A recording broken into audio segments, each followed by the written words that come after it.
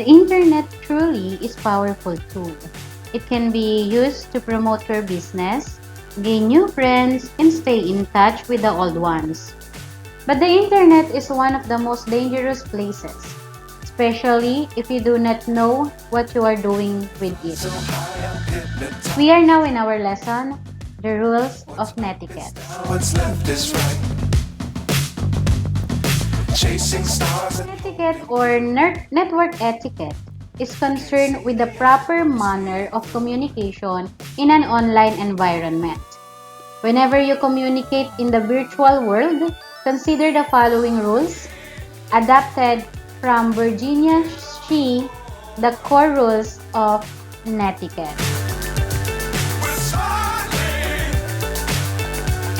Rule number 1, remember the human. When communicating electronically, whether through email, instant message, discussion post, text, or another method, practice the golden rule. Do unto others as you would have others do unto you. Remember, your written words are read by real people, all deserving of respectful communications. Before you press send or submit, ask yourself, would I be okay with this if someone else had written it? Rule number 2. Adhere to the same standards of behavior online that you follow in real life.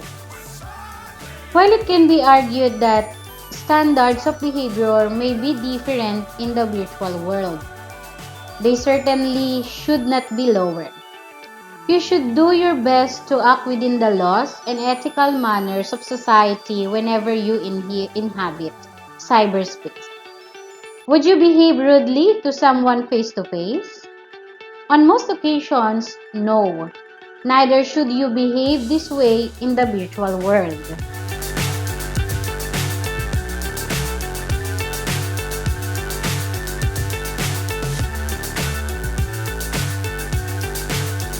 Rule number 3. Know where you are in cyberspace. Netiquette varies from domain to domain. Depending on where you are in the virtual world, the same written communication can be acceptable in one area, where it might be considered inappropriate in another. What you text to a friend may not be appropriate in an email to a classmate or colleague. Rule number 4. Respect others people's time and bandwidth. Electronic communication takes time. Time to read and time in which to respond. Most people today lead busy lives just like you do and don't have time to read or respond to frivolous emails or discussion posts. As a virtual world communicator, it is your responsibility to make sure that the time spent reading your words isn't wasted. Make your written communication meaningful and to the point, without extraneous text or superfluous graphics or attachments that may take forever to download.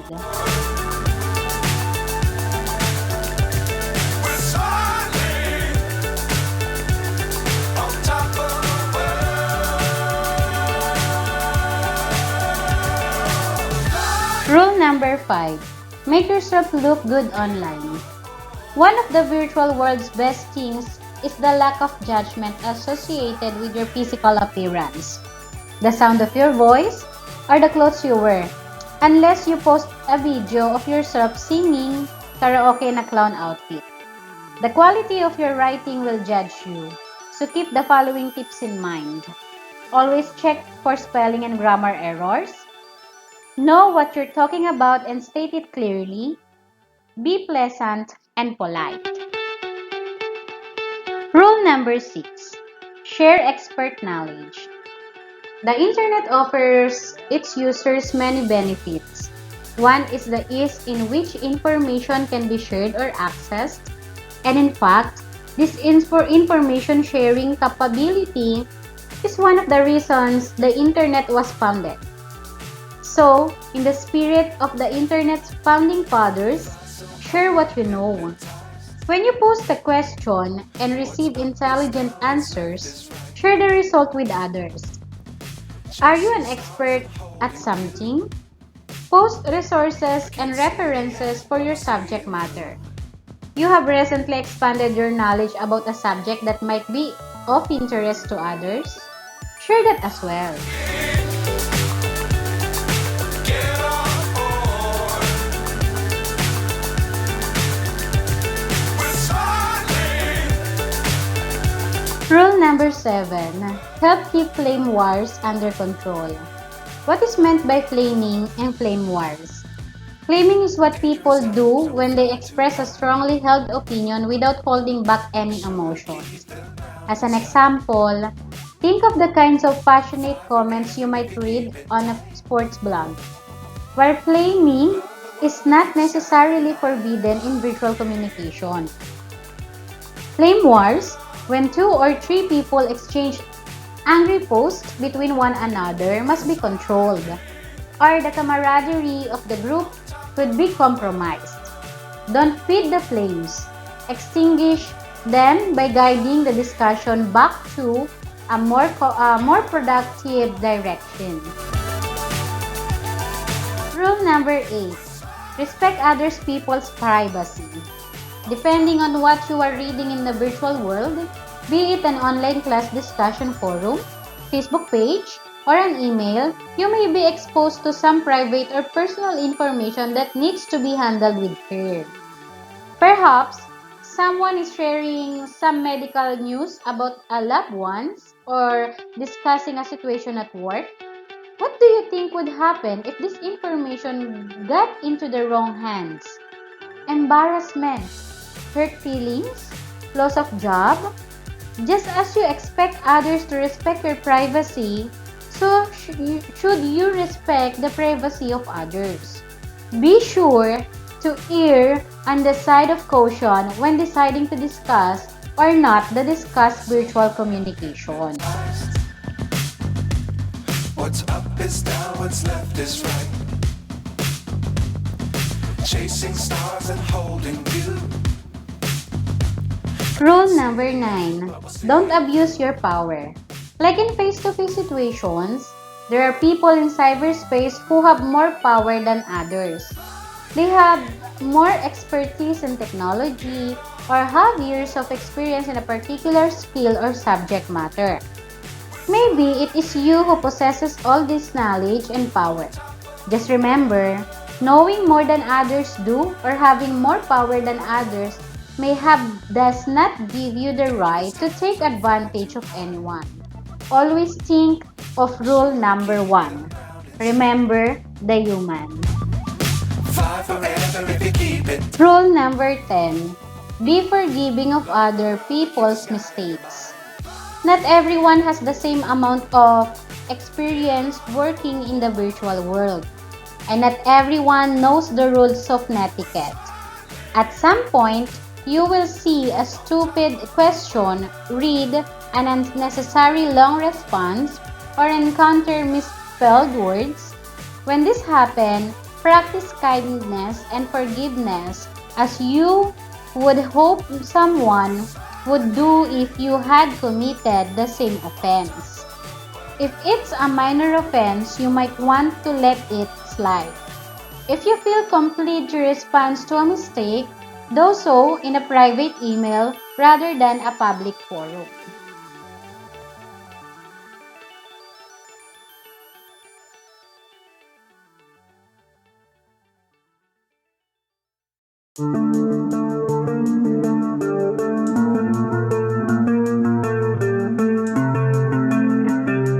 Here are some of the internet threats you should be aware of when using the internet. First, malware stands for malicious software. It has 5 types. First, virus, a malicious program designed to replicate itself and transfer from one computer to another either through the internet and local networks or data storage like flash drives and CDs. Second type of malware is worm, A malicious program that transfers from one computer to another by any type of means. Often, it uses a computer network to spread itself. For example, the I Love You worm, the bug worm created by a Filipino. It is a malicious software of malware is Trojan. A malicious program that is disguised as a useful program but once you downloaded or installed, leaves your PC unprotected and allows hackers to get your information. Example is the Road Security software tricks the user into posing that it is a security software. It asks the user to pay to improve his or her security, but in reality, they are not protected at all.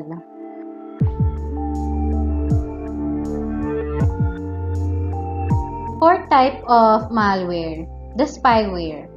A program that runs in the background without you knowing it, just called spy. It has the ability to monitor what you are currently doing and typing through keylogging. Keyloggers used to record the keystroke done by the users. This is done to steal their password or any other sensitive information. It can record emails, messages, or in any information you type using your keyboard. Fifth kind of malware is adware, a program designed to send you advertisement mostly as pop-ups. Spam, unwanted email mostly from bots or advertisers. It can be used to send malware. Other internet threats is phishing. Its goals is to acquire sensitive personal information like passwords and credit cards details. This is done by sending you an email that will direct the user to visit a website and be asked to update his or her username, password, credit card, or personal information. One of the examples of phishing is farming, a more complicated way of phishing where it exploits the DNS or the domain name service of the system.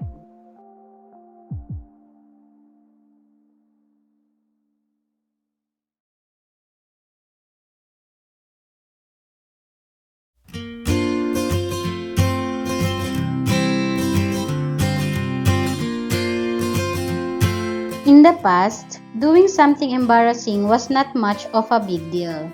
It happened, people would laugh at it, and they would move on. Nowadays, embarrassing moments are captured using any device you could imagine. What is worse is that people can easily upload it to the internet, where it can be stored forever. This could impact not only your reputation, but also the people around you. What is worse is that people tend to ignore this fact and suffer from it later in their life. Once you post something over the internet, search engines keep them in their archives for search results. This makes anything you post to last forever even if you delete it in your page. Something you and your friends find funny today may be something that could harm someone's reputation later. Before hiring, companies do a background check to an applicant. And the easiest way to check your background is to visit pages that are related to you. Thus, if they find disreputable information about you, it may harm your reputation even if this information has been discharged. Then, remember this phrase: think before you click. Here are things you might want to consider before posting something over the internet. Number 1. Before you post something on the web, ask this question to yourself. Would you want your parents or grandparents to see it? Would you want your future boss to see it? Once you post something on the web, you have no control of who sees your post. Second, your friends depend on you to protect their reputation online. Talk to your friends about this serious responsibility. Third, set your post to private. In this way, search engines will not be able to scan the post. Fourth, avoid using names. Names are easy for search engine to scan. Number 5, if you feel that a post can affect you or other reputations, ask the one who posted it to pull it down or report it as an inappropriate. Always think before you click.